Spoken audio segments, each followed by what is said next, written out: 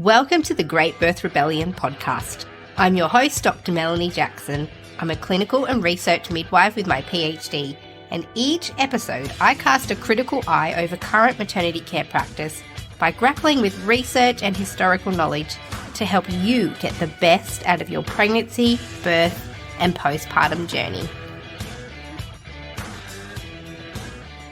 Welcome to today's episode of the Great Birth Rebellion podcast. I'm your host, Dr. Melanie Jackson, and today we are talking about the epidural. It's the first time I've spoken about epidurals on the podcast, and there's a good reason.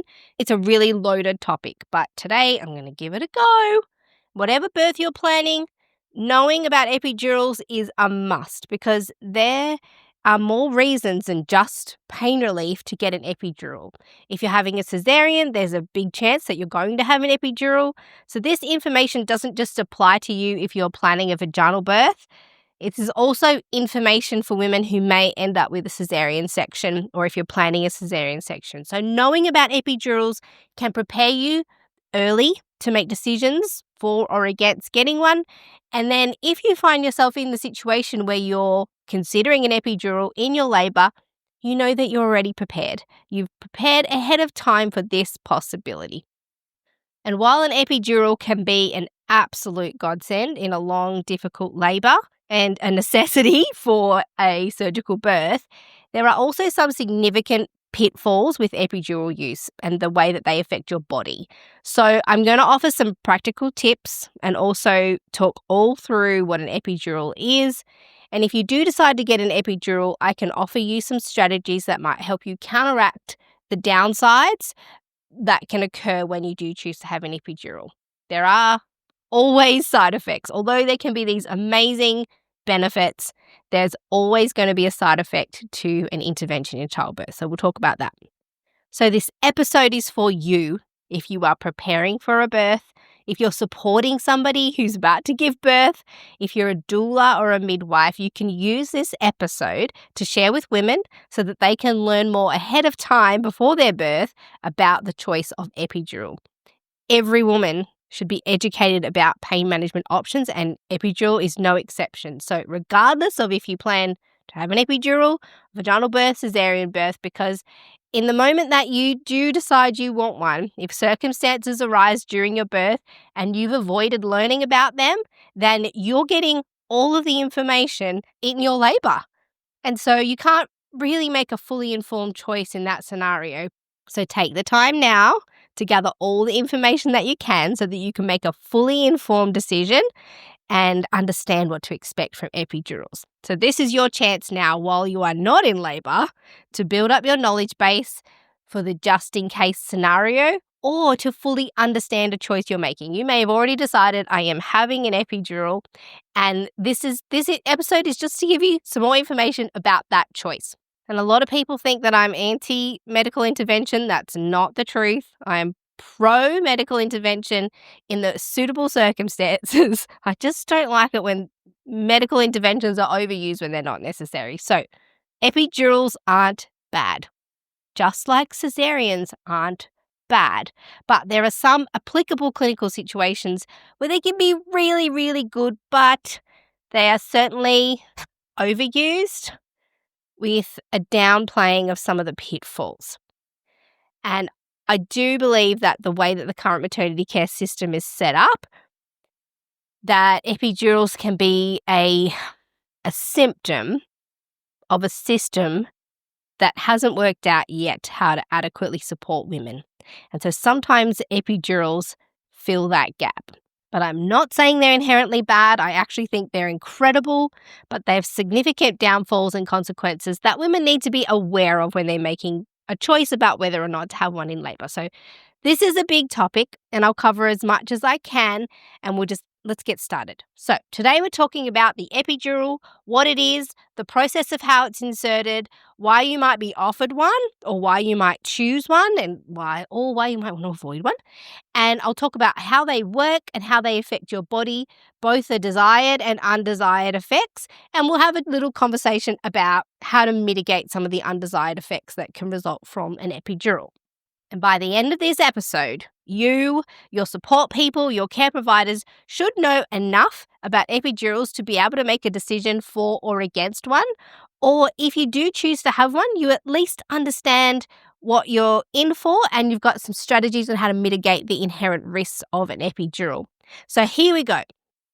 Epidurals are undoubtedly the most effective option for pain relief during labour. None of the other pain management medications or options even come close to the elimination of pain that an epidural can offer. Now, we'll learn later that they're not always 100% effective, but around 30% of labouring women in the UK, 60% in the USA receive an epidural, and here in Australia, our most recent stats show that 4 in 5 women in labour, so this is all in labour stats, so about 80% of labouring women will have some kind of pharmaceutical pain relief, medical pain relief, which that's slowly rising, of course, as every other medical intervention is.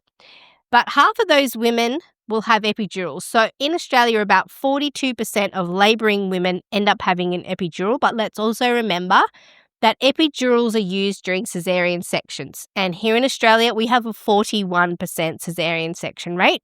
So the majority of those women, if they're not having a general anaesthetic and being put completely to sleep, will be having an epidural type anaesthesia for the caesarean section. And so really overall, if you combine the caesarean sections and the labouring women, about 60% of women who are having their babies, that's a very crude calculation here in Australia, will have an epidural during their labour and birth. So actually, you are far more likely to have an epidural than not an epidural for your labour and birth. And that's different again. If you go to a private hospital, it's up closer to 80%. If you go to a public hospital, we're talking more about 50%. So theoretically, you've got more of a chance of having an epidural than not having one. And really, it's not that many women medically need one. Often the use of epidural is just a result of social conditioning around birth and the inability of society to properly support women during labour and birth. 60% of women don't have a medical need for an epidural. So it just highlights some definite social issues here in the way that we give birth. But it's obvious here that if you want to avoid an epidural, you've got some uphill battling to do. And there are lots of Great Birth Rebellion podcast episodes that can help you labour without an epidural if that's your plan. So you don't have to have an epidural just because that many women do, but be prepared just in case. And I would encourage you to go to the back catalogue of the Great Birth Rebellion podcast, because a lot of the purpose of the podcast is about how to work with your physiology and how to work with labour to optimize the function of your body. So let's have a look, and we'll remember I'm not an anaesthetist, but I have a midwifery understanding and experience of how epidurals work and how the procedure is performed. So the information I'm giving you today is not from the perspective of an anaesthetist. I'd be glad for that, because although anaesthetists are incredibly skilled and they are excellent clinicians, they really can only talk about an epidural from their own perspective, the epidural itself. And this is what often happens, is that women are being told about the effects and the risks of an epidural from the anaesthetist, whose only job really is to deliver that anaesthetic and tell you about the risks of the epidural itself. The conversation centres around the procedure but leaves out all of the flow-on risk that doesn't involve the anaesthetist. So it's not their job to tell you the downstream risks of an epidural. That's the scope of your midwife or your care provider if you have a doctor caring for you. So the rest of the impact of an epidural are witnessed and managed by midwives, doctors, and paediatricians. So here I'm talking about the secondary risks of the epidural that are not isolated to the site or insertion of the epidural. And so, we're going to talk about the impact that the epidural has on your body and on your physiology as well.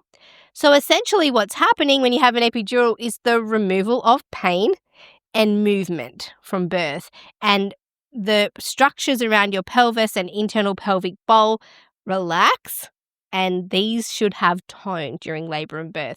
So this alters the way that your body works. When you take away pain, movement, muscle tone, and then also there's an impact on your circulatory system, This has an impact on the way that your body works, but also on how your baby experiences labour and birth.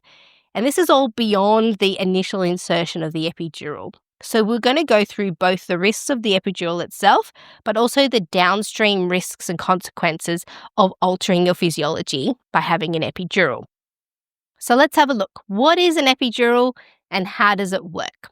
So an epidural is a procedure that involves the injection of local anaesthetic into the lining that surrounds your spinal cord. So it's called the epidural space, hence why they call it an epidural.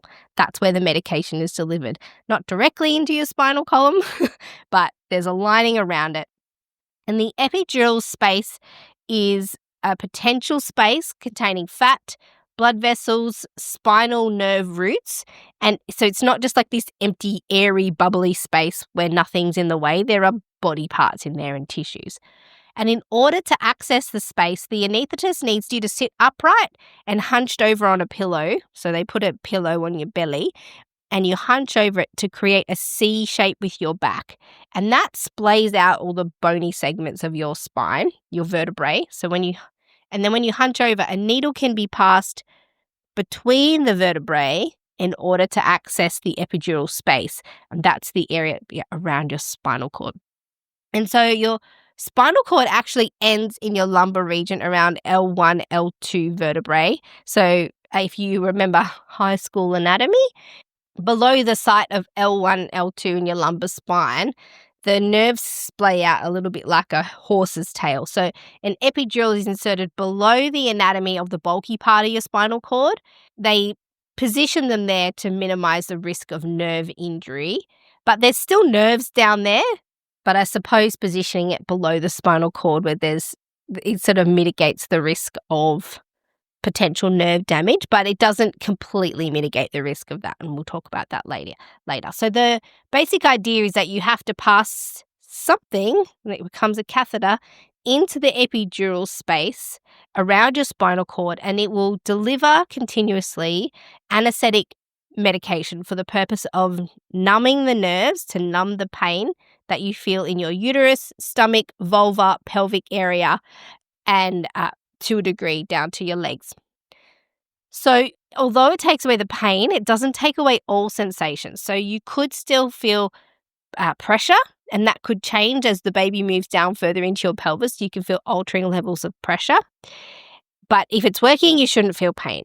Having said that, epidurals are not guaranteed pain relief, but they are the most effective and most definitive option. So sometimes you can get what we call a window of pain, where there's a part of your body where the epidural has no effect on it. It creates patchy pain relief, and the epidural only works incompletely. That's also a possibility, and that can really disappoint some women who were expecting full pain relief, only to be left with a window of pain. Sometimes I'll offer you the opportunity to repeat the entire epidural process, or you might just decide that, look, we just have to deal with it. But if it's working properly, the anesthetic medication that gets put into your epidural space numbs the nerves that carry the feelings of pain, allowing theoretical pain relief during labour, because your nerves can't send pain messages to your brain anymore. Your body stops talking to your brain about pain. So that's cool if you don't want to feel pain, but pain is also a powerful communication tool for your body and a feedback system. So there are bound to be issues with that, which we're going to talk about when you stop the communication between your body and your brain regarding pain. Now, the medication that's infused into the epidural space is a combination of local anaesthetic and an opioid. So they can be called different things in different countries depending on where you are. The brands are different. It could be bupivacaine or ropivacaine, and the opioid is often fentanyl. Again, the names might be different in each country, but the medicines are the same.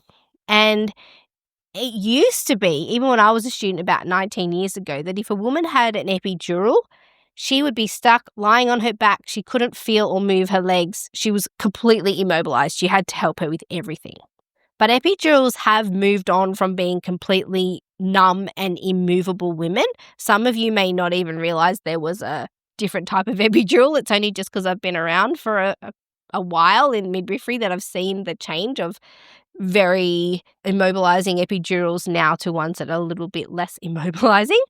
Basically, they use less medication than they used to, and this has created a circumstance. They call them walking epidurals. It's a nickname. It's not really true. You can't really walk around. Some women maybe can, but it's just a nickname, the walking epidural.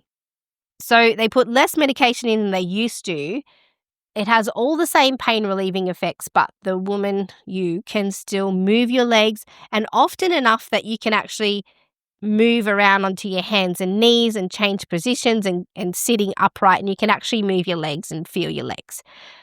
So that is a newer development and something that I also considered when I was doing this research, because I know that some of the older epidural research is really not applicable to the newer epidural techniques. So I've favoured more recent epidural research, knowing that it's more likely that it's studying this lower dose epidural than the really heavy dose, high dose ones.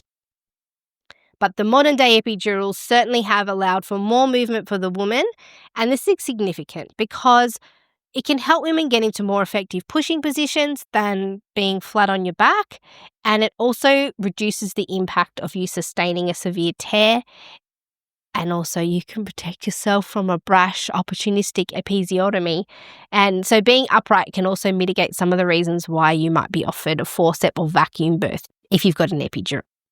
Now, I'm mentioning all of this because epidural practices can vary from hospital to hospital and over the world. So wherever you are listening to this podcast, and they vary from hospital to hospital. So it's worth asking the anaesthetist if you're getting a low-dose epidural, or what we might call the walking epidural, or if you're going to be completely numb and immobilized. Are you not going to be able to move your legs at all? So it's worth asking if they can give you, if you have a preference for one or the other, then finding out what is on offer in that hospital. Again, it will depend on the skill level of the anaesthetists, the hospital policy, where you are in the world. They may not be able to diverge from their training, the hospital policy, the usual procedure that happens in that place. But I would just ask the question, what type of epidural am I being given? I can't personally see a downside to getting a low-dose epidural. They still have the same pain-relieving effects as the classical one that had more medication in it. You just end up having more movement in your body with the low-dose or walking epidural. All right, so that's a bit of an intro into epidurals and how do they put this thing in. Let's have a look. The process of how an epidural is inserted. We're going to go through that now. And this will give you an idea of the process, but also the additional add-ons that are included when you opt for an epidural. So it's not just an epidural that you'll be getting. There are risks and benefits to the epidural itself that you'll be receiving, but there is a whole bundle of other elements that go along with having an epidural. It's the epidural bundle. And then we start to introduce new interventions that come along with the epidural, but these individual interventions also come along with their own risks and benefits, and the anaesthetist will not tell you about those. Their job is to talk to you about the epidural itself, but all of the other elements in the epidural bundle, it's the job of your other care providers to tell you about the risks and benefits of those. But I very rarely have seen a thorough and complete information process conducted with a woman when she's electing to have a epidural during labour. The only real information I've seen given is from the anaesthetist, and all of the other elements of the bundle are not really talked about. But we are going to talk about them today because we go there on the Great Birth Rebellion podcast. So the anaesthetist won't tell you because their job is to inform you of the risks and benefits itself, not all the rest of the stuff that goes with it. And all of this education is often given while you're in labour. So you're in a circumstance where you've already made the decision that you either want or need an epidural. Your mind is already made up, often before women even understand the process of an epidural. So at that point, you're willing to accept an epidural, and the informed consent process becomes procedural rather than educational. It's kind of like, I've already decided I'm having an epidural, and the anaesthetist says, well, I'm required to tell you all the risks and benefits, and then you sign the form to say, yes, you agree. But in fact, the decision's probably already been made before you had all the information. So that's what we're going to do today. Get all the information so that when it comes to the juncture where you might want to choose or need to choose an epidural, you can make a fully informed decision about the whole package. You know what you're getting yourself in for. So here we go. What's the process of getting an epidural? So firstly, there is not an anaesthetist waiting outside your door or even potentially in the birth unit just ready to give you an epidural. If you decide you want to have one, there is a period of time between your decision and actual effective pain relief. Of course, the time frames vary widely depending on the circumstance, but hospitals sometimes, depending on the size of the unit, have to call their anaesthetists in. Smaller hospitals might not have them on site at nighttime, for example, if there's no surgery happening. But in busier hospitals, anaesthetists will be dividing their time between the operating theatre, birth unit, and so if they're with another woman, then you'll have to wait. So they might be putting an epidural in for another woman, they might be attending a caesarean section, and so you'll have to wait. You go in the queue for an epidural. So if we think about the time frame between making the decision to have an epidural and you lying pain-free in your labour bed, a realistic time frame is an hour to an hour and a half. So have that expectation in your mind that when you decide to have an epidural, it's not going to be instantaneous. There's going to be a waiting time. And so you make your decision. Your care provider may offer you some education and the anaesthetist is called and they prepare themselves or finish what they're doing and then they come to you. Then there's this consent process and you fill in the form. They let you know the risks and benefits and they explain the procedure. And obviously you are also still in labour going through all this. So you're possibly having a hard go of it. That might be why you've chosen to have an epidural. And so all of these conversations, preparations, and education is happening in the gaps between your contractions. So you're still labouring, but you're also making a complex medical decision. And after all that, if you agree, you sign the form, you're ready for it, the midwife will set up for the procedure. And this requires a clean and systematic process. It's a sterile technique. Obviously, they're putting something very close to your spinal cord. So there's a lot of positioning and preparation and cleaning and setting up that happens before the first needle even goes in. And the process of putting in the epidural, putting it in place can take 10 to 20 minutes, and it takes around 30 minutes to take full effect. So you can see what I mean with the 1 to 1.5 hour lead time between decision and actual pain relief. And this can be really hard for women because you've already made the decision that you want it or that you need it, yet you still have to continue working through the pain of labour in the interim. And that waiting time can really require a lot more mental energy and mental strength from you. But also, this is the time that requires your support people and your care team to really give lots of extra care and encouragement and support, knowing that you're feeling like you've got no more capacity, and perhaps that's why you chose an epidural. You're going to need your team to really muster and help you with your mental energy and hold out until your epidural gets there. Okay, so back to the process. So if you aren't already in one, they'll ask you to put on a hospital gown because it opens at the back. Obviously, very convenient if you're having an epidural. So if you're wearing your own clothes, they'll ask you to take those off, time to wear a hospital gown. And I feel like this it's kind of symbolic. Draws a line that you're really moving from an autonomous, free-moving woman with control over what your body is doing. You can wee on your own. You can do all these things on your own. You're going through a physiological process of labour, but now you're moving into a type of labour that requires medical input for the remainder of your labour and birth. It symbolises the commencement of a medical procedure and henceforth a medically managed labour and birth. So that kind of feels like that donning of the hospital gown kind of draws the line. You are now requiring medical management for the rest of your labour and birth. So next, your care team may take an updated blood sample or a blood test, and this is sometimes just part of the policy and procedure over an epidural. And you'll also have a cannula sited somewhere in your hand, wrist, elbow, somewhere along one of your arms, sited in your vein for IV or intravenous access for fluids. And depending on where you are, some facilities will start running fluid through that right away. And this cannula that they're using for IV fluids can also become a port to administer any other medications or anything if you need. So now, in your plan to have an epidural, you also have an IV cannula and IV tube attached to your arm for the rest of the labour. And this will have an IV pole and a pump, and that sits by your bedside. So these IV pumps will deliver fluid at a steady rate, but they also tend to beep for everything. So you are tethered to this machine and the alarm goes off for various things. And it's just so typical of hospital birth machines. They beep and alarm so often.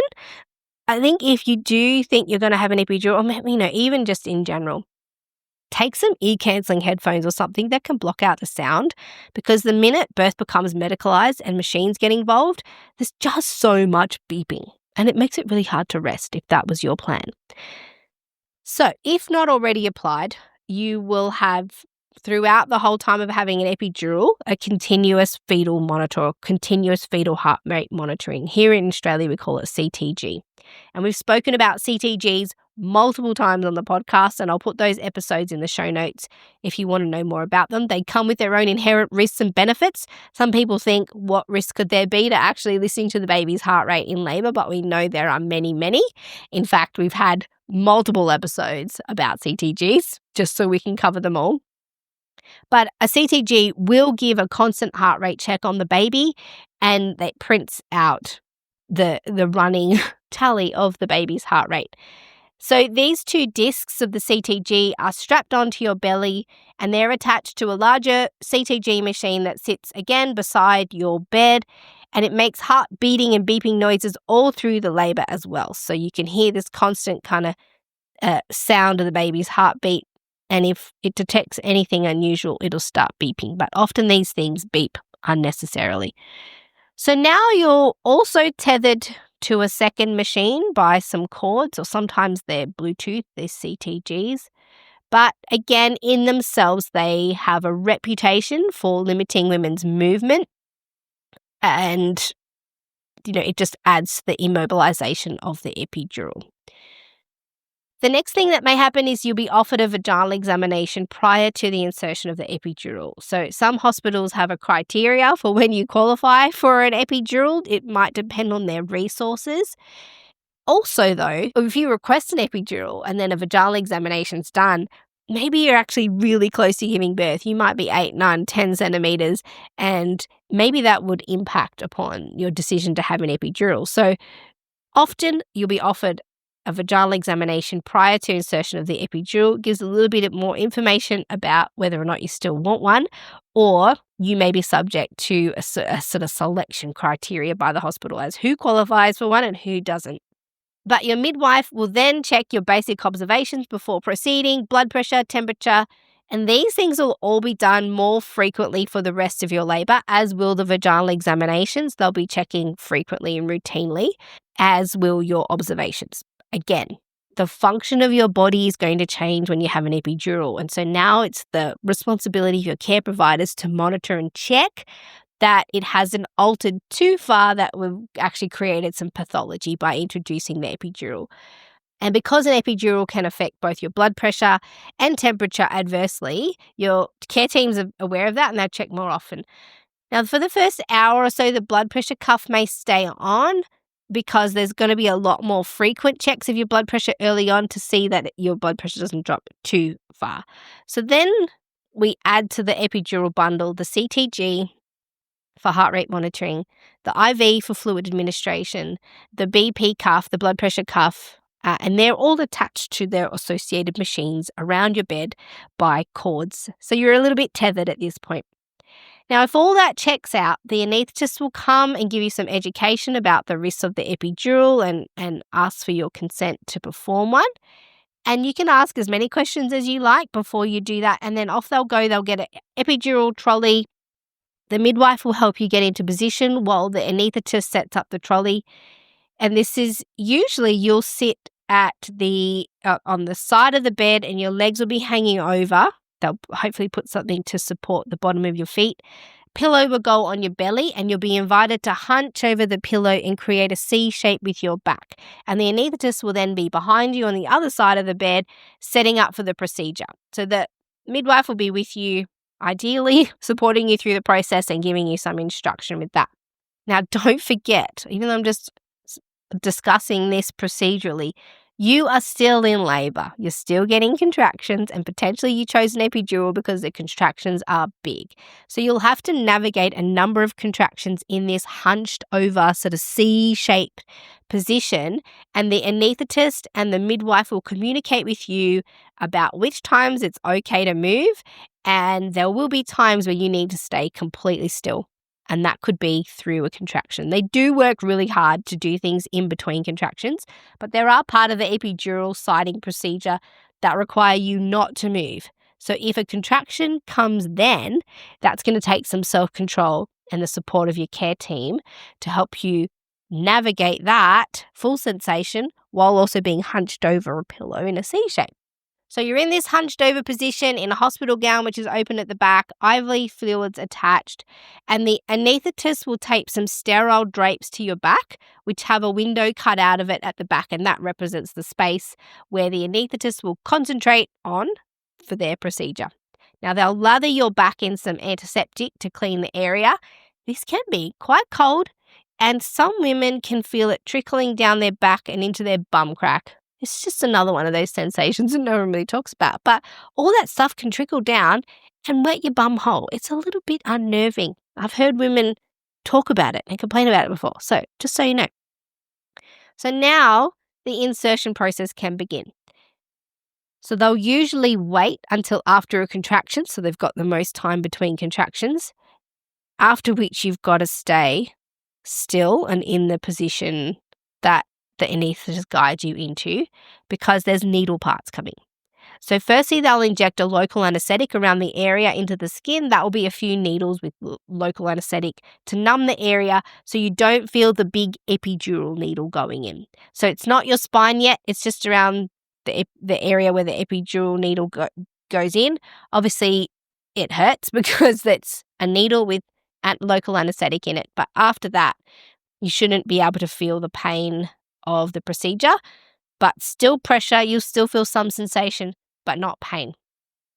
So once that takes effect, they'll ask you to assume that C-shape hunch position for real now. There's a lot of little trial goes as they find the right spot to put the needle in, but now it's for real. This is where it counts because a thick, firm, hollow needle is going to be passed through your skin, past your vertebrae, in between the gap that your vertebrae will have when you're hunched over because they're splayed open. And the needle it's a hollow tube and it creates a tunnel into the epidural space.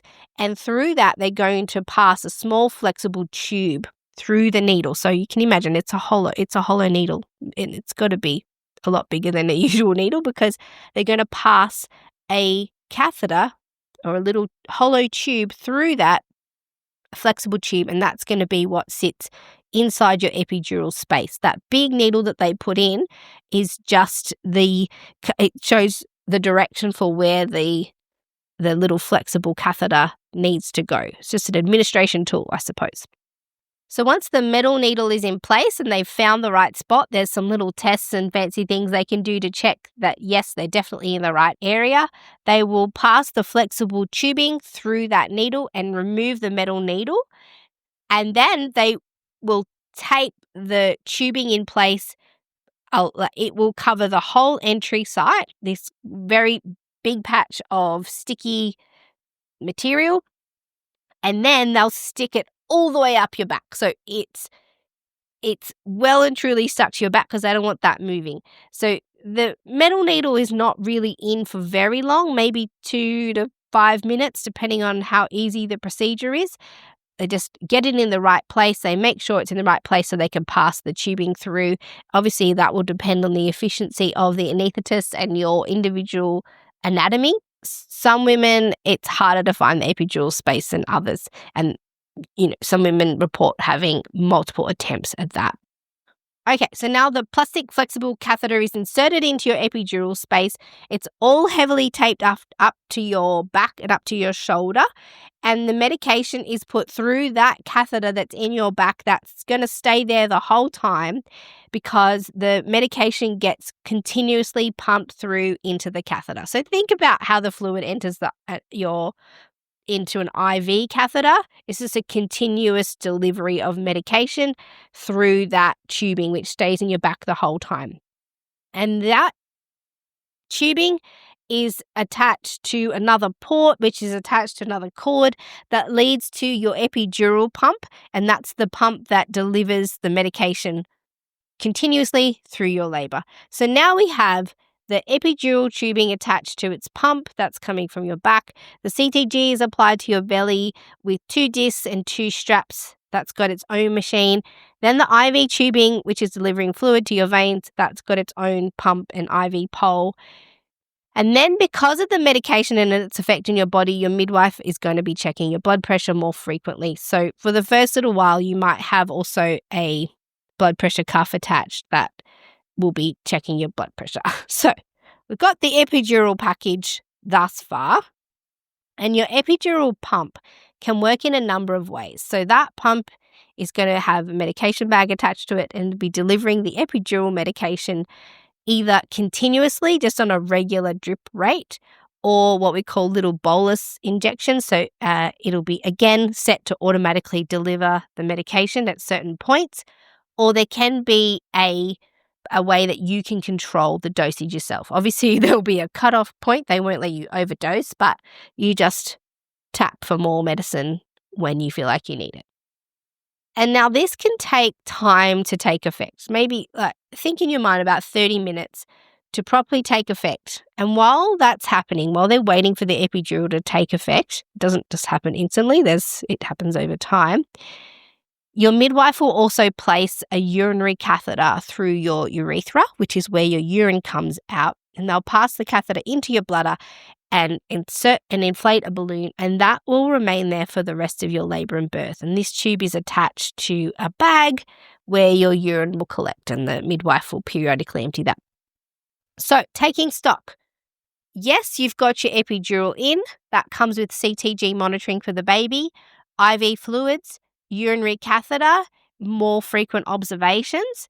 And so all of those individual additional items obviously there's a reason that they're there. They're there to mitigate some of the pitfalls of epidurals, but they also come with their own risks and benefits in addition to those of the epidural itself. So it's the epidural package, and each of these attaches you to a new cord, some new tubing, and a new machine. So, now this really does, there's no way around it. This represents a medicalized birth. And I'm not saying it to be judgmental in any way, but everything about this scenario is now medical and not physiological. You are having a baby. It's amazing. It's a beautiful moment. You're having a baby, but it's not physiological. It's just what happens when you have an epidural. So it's not saying that your physiology won't function. It's not like you're not going to have a vaginal birth. You absolutely can, but the chances are reduced in this scenario. And of course, it could be a vaginal birth, but it's not going to be a physiological one. And as I said, this is no judgment. It's just stating a point and something for you to consider if you're thinking about having an epidural. If you're thinking about having an epidural, you're also signing up for a medicalized birth scenario. So then, what are some of the reasons that you might choose or be offered an epidural? There has to be a good reason. Women wouldn't go through that process that I just explained for funsies. It's not just for fun. There's a reason why you'll choose an epidural. So let's have a look at some of those. All right. So you might just choose one because it's your choice. You might just want one. Maybe you don't want to feel the pain of labour. Maybe labour has been going for ages and you just really need to sleep. And that's certainly the main reason that I see my clients choosing one. They're fine with pain management, but with really long labours where they get just exhausted, the purpose is to stop feeling the sensation of labour so that the woman can sleep and recuperate so that she can push her baby out. And there might be psychological and emotional reasons for why you need to dissociate from labour in this way. Maybe you have a clinical fear of labour pain. There are lots of reasons why women feel like they need to have an epidural, but certainly maternal request is one reason for epidural. You would want one, and there's lots of different reasons for that.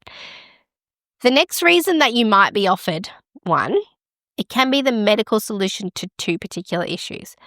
Some women will get an early urge to push, so their cervix isn't fully dilated, but they really feel like pushing and they can't resist it. That can be for a number of reasons. We don't have time to talk about why that would happen at the moment, but a medical solution for that is sometimes to offer you an epidural. The other one is a swollen cervix. Again, not going to go through the details of this, but if you're experiencing a swollen cervix or an early urge to push, one of the medical solutions to this is an epidural. Now, I've seen swollen cervix and an early urge to push happen at home. There's lots of other options for you to choose if that's what you're experiencing, but certainly in hospital, an epidural is one option that you'll be offered. The next one is if you're having an induction of labour. There's no mistake about it. There's been research on women's experiences. Induction of labour is far more painful than physiological birth. And so women may elect to have an epidural in the instance of induction of labour because of the difference in sensation. The other reason why your clinician may recommend one is if you're having a breech or twin vaginal birth, if that's what you're planning. Many practitioners, and I'm not saying this is right, I'm just telling you what it is. Many practitioners believe that for women planning a breech or twin vaginal birth, that an epidural should be in place.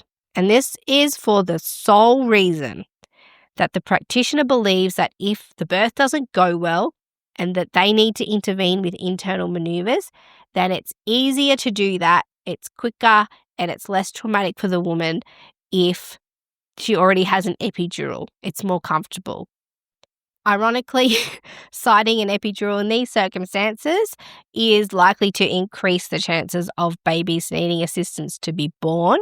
And so, but the other reason is that they're offered here is that you can quickly convert from a planned vaginal birth to a caesarean birth if that's required without needing to do a full general anaesthetic. Again, not saying it's right, just saying that's one of the reasons why you might be offered. If you have high blood pressure that develops through labour or can't be controlled by oral medications or IV medications, an epidural is offered as an option. So sometimes this happens with preeclampsia or gestational hypertension.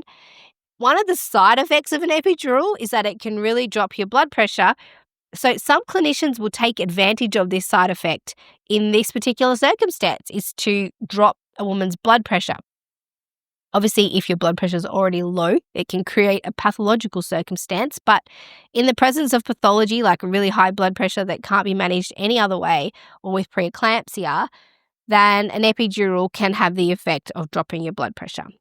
There are also some women with serious heart conditions or complex health conditions who want to have a vaginal birth, but they're sometimes offered an epidural as a way of reducing physical and emotional stress on the body if their body is already under stress, for example, with a serious heart condition. So labour is certainly physical and mental hard work, and some women have health conditions that won't allow this. An epidural can be an option to help have a vaginal birth or experience labour, but with an epidural in place. Now, this is one that I absolutely hate. I think it's completely stupid, but some clinicians will recommend that women who have bigger bodies, that they should have an epidural to give birth. For women who are larger, it doesn't make any sense. I think it's completely ridiculous, but there you go. If you're a bigger woman, you may be confronted with a clinician who recommends it purely on your size. I don't think that you need to, by the way.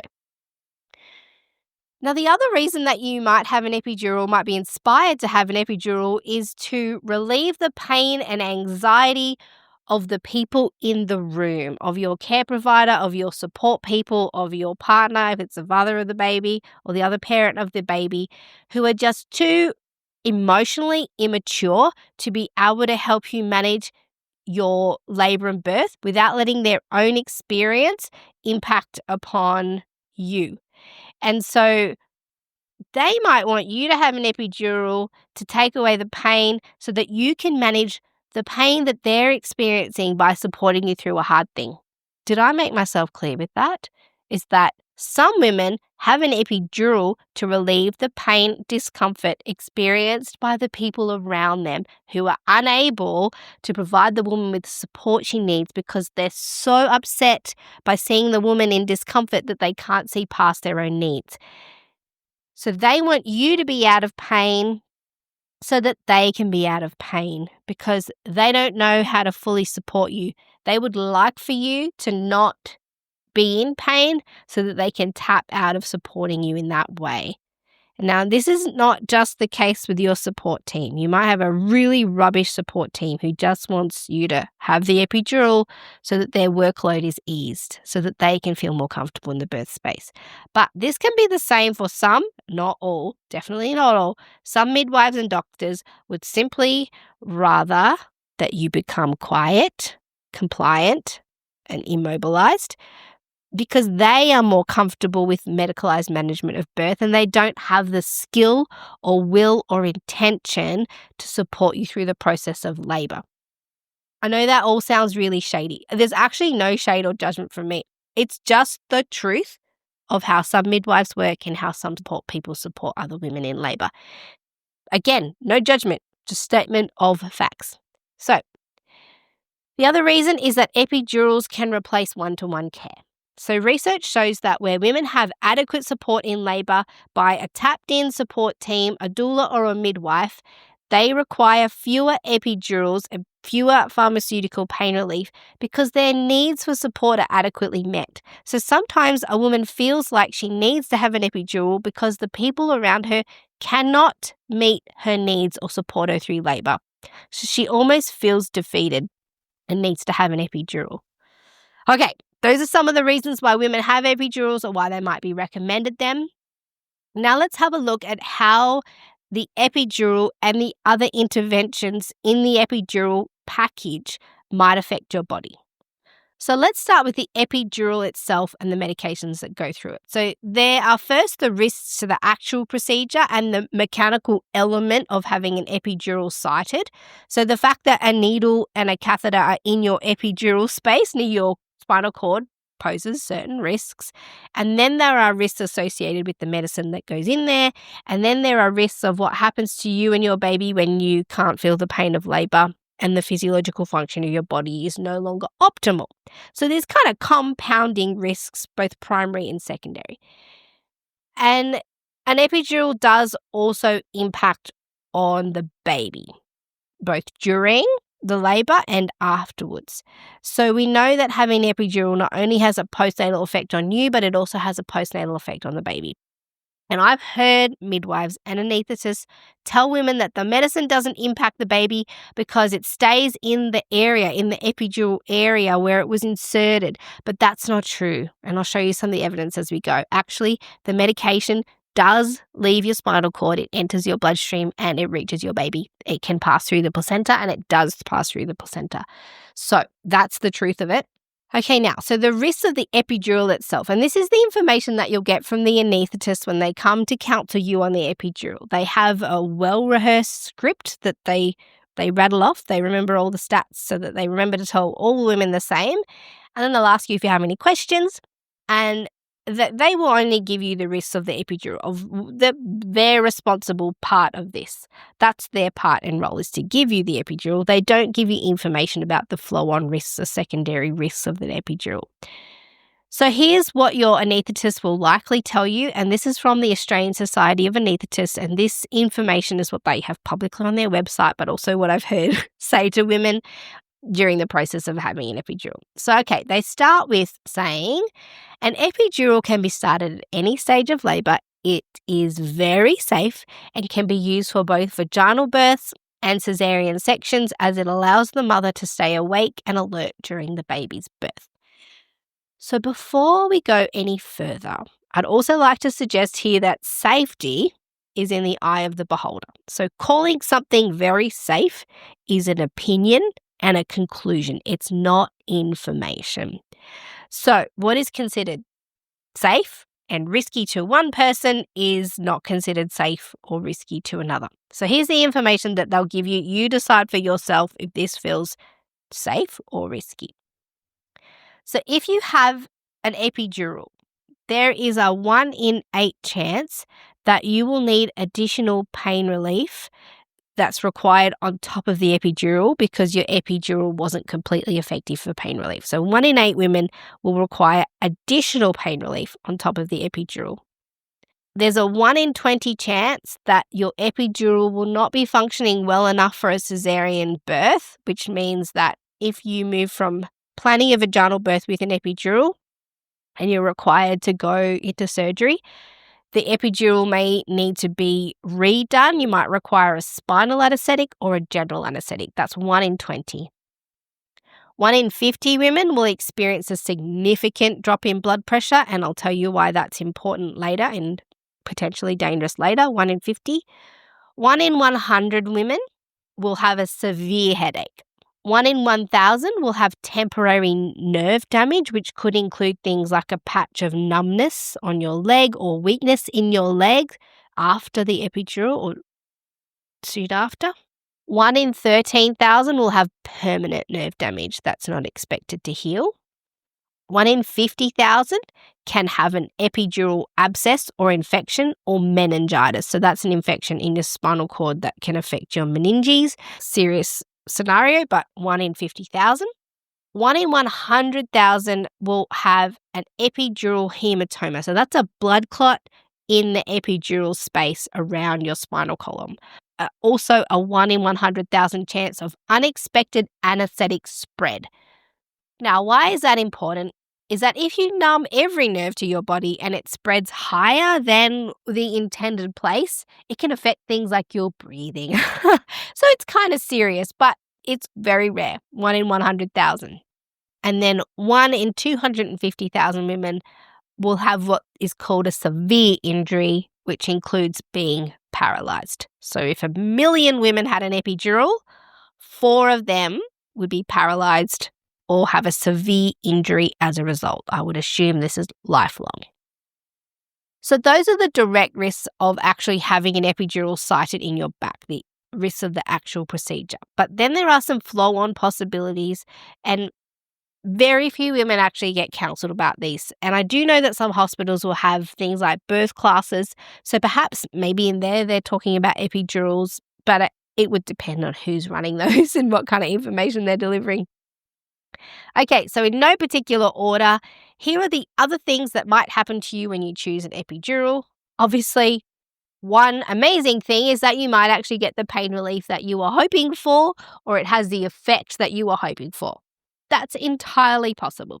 But one definite, without a doubt, thing that will happen, we can say that 100% of the time after having an epidural that you will fundamentally change the physiology and function of your body. And you can't rely on your body's natural birthing ability to work as it should. 100% of the time that you have an epidural, you have interrupted the physiology of your birth, the way that your body would normally work. So when you remove the pain of labour and birth, you also alter the function of your hormones. And labour is so hormonally driven and so hormonally governed.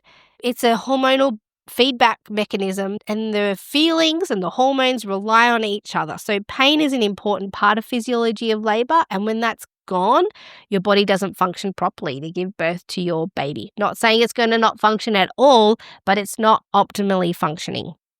It may still work, but not as it's supposed to. So don't expect physiology to remain intact. It's a bit delusional to think that when you take away the pain of labour, you're not going to impact on any of the rest of the processes. Now, when you interrupt physiology, this means that you also increase the chance that you're going to need other interventions to fill in for the functions that your body would have normally provided because you've interrupted physiology. It's not working the way it's supposed to. So, for example, a common thing that midwives see, and actually less so with these newer epidurals, is that once the epidural starts, the frequency and power of the contractions reduces, which makes sense because we've interrupted the hormone of flow, and labour is often hormonally governed. It's usually it is hormonally governed. And when you reduce pain and interrupt hormonal flow, you change the efficiency of the contractions. And so if this happens, your care provider may offer you artificial oxytocin, so augmentation via a drip to help you counteract this issue. And I remember when I was a student, this was in 2008, midwifery student, the hospital I was working at was considering routinely starting oxytocin for every woman who had an epidural because of the impact of this. I don't think it ever actually took off or became a thing, but there was certainly discussion and observation that when the women had an epidural, their labour contractions reduced or stopped in frequency or strength, and they needed to boost the function of the body by adding oxytocin. Now, the next thing is because of the impact of the epidural, there are changes to the shape and function of your pelvic floor and the pelvic bowl and the structures that are in there. And there is a purpose to your pelvic floor and pelvic bowl having adequate tone. They're important to help with optimal positioning of your baby in your pelvis. So when these are no longer functioning as they should, and then paired with reduced movement of your own body because of the impact of the epidural, there's an increased chance of the baby being in a suboptimal position to be born. So more chance that the baby's going to be in a posterior position and not as easily able to navigate your pelvis as it normally would.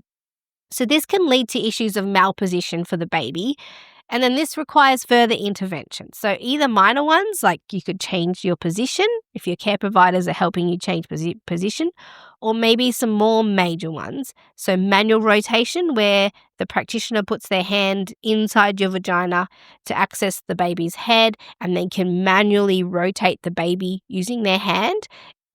Or they might choose to use forceps or a vacuum. And if none of that works and the baby remains in a malpositioned position and potentially becomes stuck or lodged in there, then they might solve this with use of a caesarean section.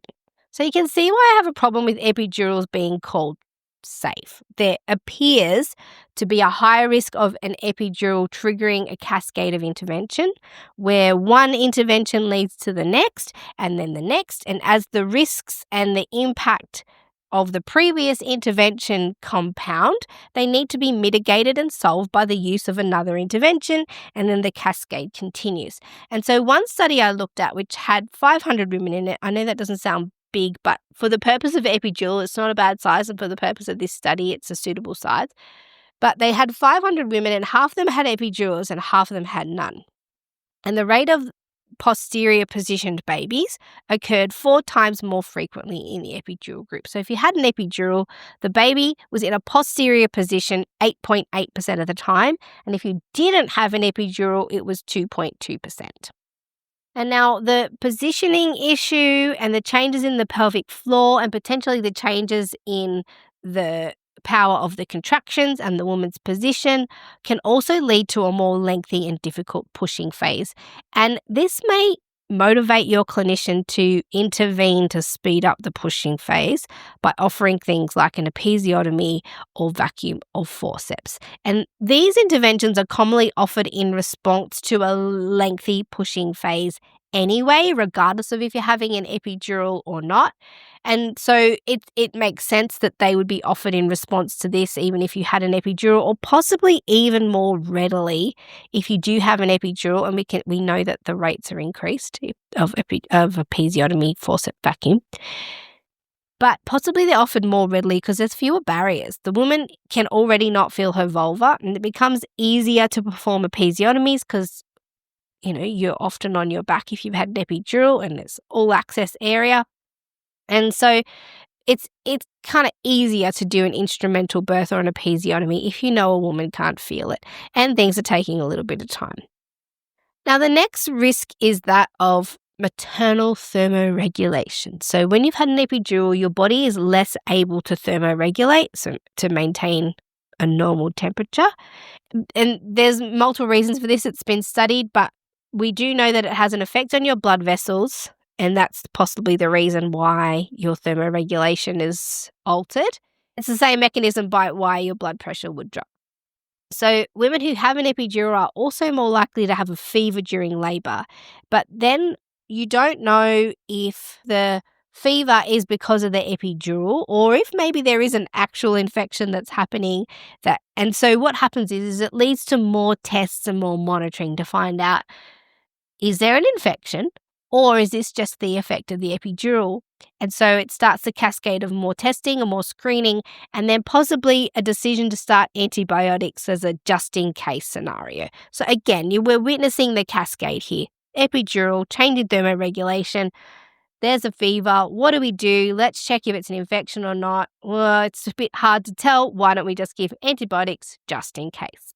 Now, the next thing is that the medication that does go into the epidural has a side effect of itself. I saw one study, it said 60 to 100% of women. That was a combination of multiple studies. But the medication that goes into the epidural can cause women to feel really itchy all over. It's actually a really common side effect. So one of the articles, said it ranged in the research from 60 to 100% of women experienced itching as a result of the epidural. And because of this, additional medications are given to counteract it. So it could be an antihistamine, or if it's more severe, they can give you some stronger medications. So it's just another example of the cascade where one medication has a side effect, and so let's just give another one to counteract the side effect of the previous medication. And another effect that women might experience, and this is particularly if an epidural is topped up with higher doses for more effective pain relief in things like a caesarean section, for example. Again, there's a few suggested mechanisms for this, but it's probably due to a change in blood flow and circulation that occurs when you have an epidural, the impact it has on your blood pressure and the effect on your thermoregulation can cause uncontrollable shaking or shivering. And it's very pronounced, like women's bodies are shaking. Also paired with the possible itching that you're getting and beeping machines and extra observations of blood pressure and things, it can make it really hard for a woman to rest if that was the intention of her epidural with all this other stuff going on. And, they can help mitigate this with things like lots of warm blankets and comfort and wrapping you up to see if you can get you warm. But it's thought to be a shivering response. Okay, so we spoke about the drop in blood pressure that can result from an epidural. And sometimes this is a desired effect. If your blood pressure is really high and it drop it, that's great. But if your blood pressure is normal and it further reduces this, it can create a pathological drop in your blood pressure. And one of the functions of blood pressure is to perfuse your own body with blood, oxygen, and nutrients. But when you're pregnant, your blood pressure also sends blood around your body to perfuse the placenta and therefore your baby with adequate amounts of blood, oxygen, and nutrients. And when you reduce your blood pressure, you also reduce the efficiency of your body to deliver blood, oxygen, and nutrients through your placenta and to your baby. And this is one proposed reason why a change in heart rate for the baby is noted on a CTG for babies whose mothers have had an epidural. So the reduced blood pressure means reduced blood flow, and this means reduced oxygenation and an increase in the likelihood that your baby will have some challenges to their well-being. So it reduces the capacity of your baby to cope with the stress of labour, and it can be a reason that there's a non-reassuring condition for your baby, and this might result in you requiring further interventions like a caesarean section. So there has been some research on this about the use of caesarean section as a result of presumed fetal compromise. So this particular study that I'm talking about, it asked how many women required a caesarean section during labour because their care provider thought that their baby was compromised and therefore needed to be born quicker. And so this study is called Effect of Intrapartum Epidural Analgesia on the Rate of Emergency Delivery for Presumed Fetal Compromise. And it's a nationwide registry-based cohort study. It was done in 2023, so likely with the more modern versions of epidurals. So they wanted to know how many women got caesarean sections after having an epidural because their clinician thought that their baby was now compromised. And they had a comparison group so they could also check how many women who didn't have an epidural had a caesarean section because their care provider thought their baby was compromised. Equal groups, equal types of women. So we can't say, oh, well, the women who had the epidurals, maybe they had more risk factors. Nope, they were equal groups. So in this study, among the women who received an epidural, and these are big numbers, I'll talk about the numbers later, but among the women who received an epidural, 13.2% of those women underwent an emergency caesarean section for presumed fetal compromise, so presumed compromise of the baby. That was compared to 4.1% of the women who had no analgesia, no pain relief at all. But then they also had a look at the women who received alternative pain medication, so not an epidural, but they did choose to have some medicine to reduce pain. And they had a caesarean section for presumed fetal compromise, 7%. So epidural, 13.2%. No pain relief at all, 4.1%. And if you had some other type of medical pain relief, it was 7%. So this one was actually a big one, great big numbers. It was a nationwide study of over 600,000 singleton births, so not twins or anything. All the babies were full term. This is a Dutch study, and they looked at births between 2014 and 2018. And they had 120,000 women who had had an epidural, about 85,000 that had alternative analgesia, and over 400,000 that had no analgesia or pain relief during labour. And all risk factors were removed that would maybe have led to compromise of the baby. So if they had a chromosomal or congenital abnormality or malformation, if already the baby was in distress, if the woman had already planned a caesarean birth, if the baby was breech, and if they had used multiple forms of analgesia, they were excluded. So they tried to make the groups as evenly matched as possible so they could see if the epidural had an effect. And so the primary outcome, the number one thing that they were looking for, is how many women who had an epidural had an emergency caesarean because they thought maybe the baby was compromised.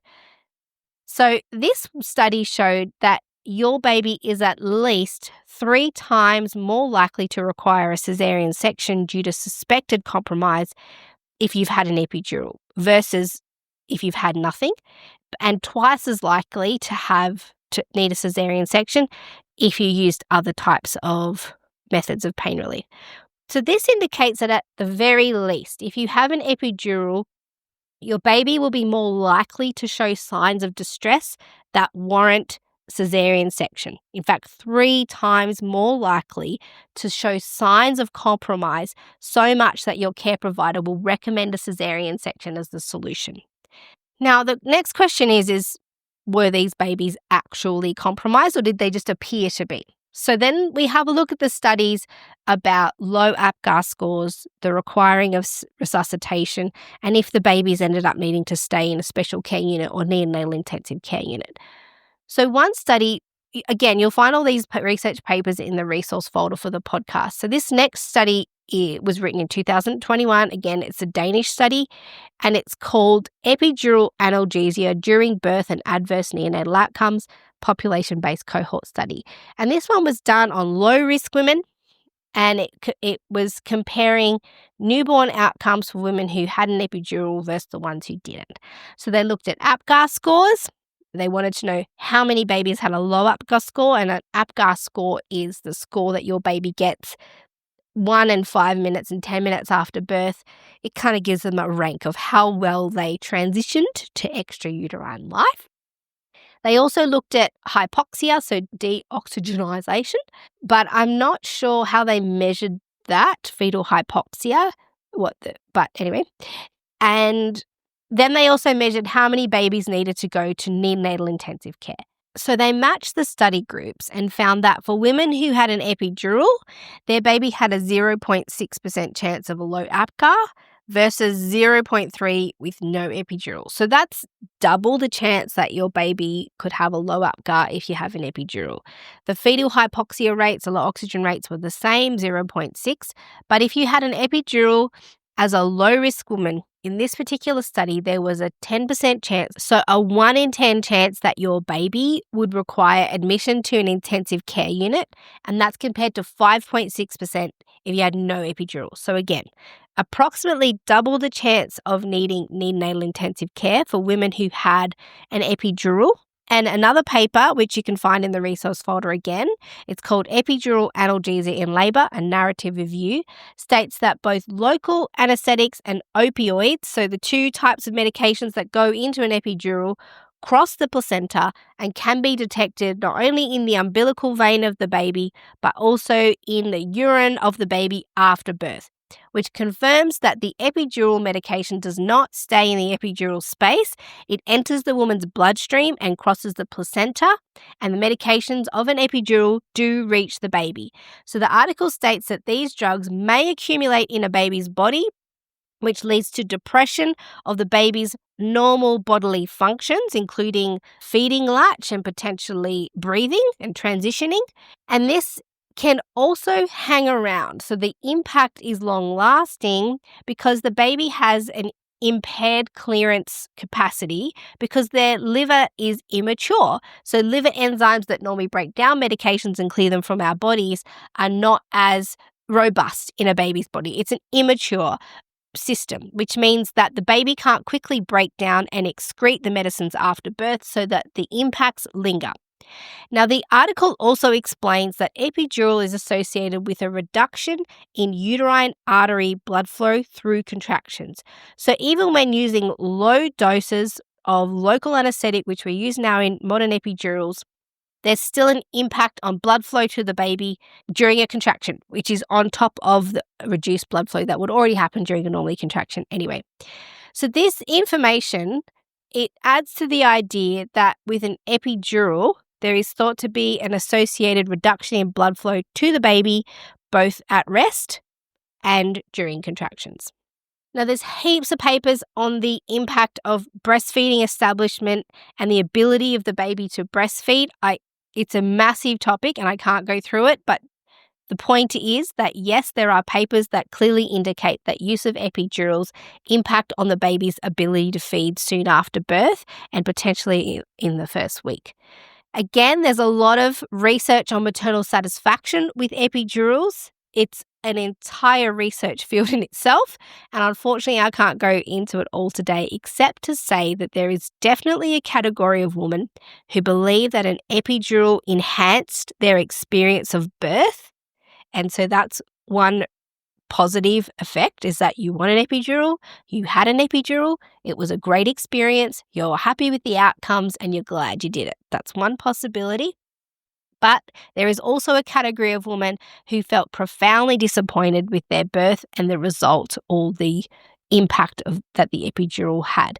There's so much to say to this, and hopefully by understanding what I've spoken about today, perhaps if your decision is informed, then you can feel more confident and more satisfied in your decision if you choose or don't choose to have an epidural. At least maybe with this level of preparation, it might impact on your experience of the epidural.